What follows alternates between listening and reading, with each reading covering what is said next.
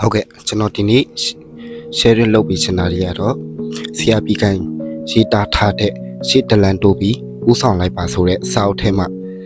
မိခွန်းတွေရဲ့အရေးပါပုံကိုကျွန်တော် sharing လုပ်ပြီးချင်တာဖြစ်ပါတယ် Change your question change your life ဘဝဆိုတာပုံစံတစ်ခုကိုဖြည့်နေရတာပဲဒါပေမဲ့တယောက်နဲ့တယောက်ဖြည့်နေရတဲ့မိခွန်းတွေကတော့မတူညီပါဘူးပါတယ်ဘာလို့မတူညီကြလဲဆိုရင်လူတိုင်းကကိုမင်းရဲ့မိခွန်းတွေမတူညီကြလို့ပါ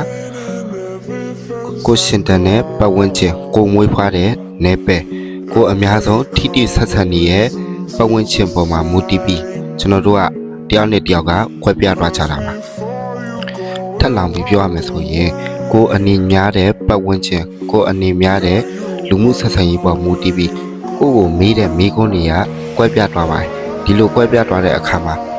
ရရှိလာတဲ့အဖြေတွေကလည်းမတူညီတော့ပါဘူးအားလုံးကွဲပြားသွားကုန်ပါတယ်အဲ့ဒီတော့ကိုတူမေးနေတဲ့မိခွန်းတွေကိုကျွန်တော်တို့ကအရင်ဦးဆုံးအရှိတွေဖြည့်ဖို့လို့လိုအပ်ပါတယ်ဟုတ်ကဲ့ဒါလေးကတော့ဆရာပြည်ခိုင်ရေးသားထားတဲ့ရှေ့တလန်တိုးပြီးပို့ဆောင်မှာဆိုတဲ့စာအုပ်ထဲကမိခွန်းတွေရဲ့အရေးပါပုံပဲဖြစ်ပါတယ် Change your question change your life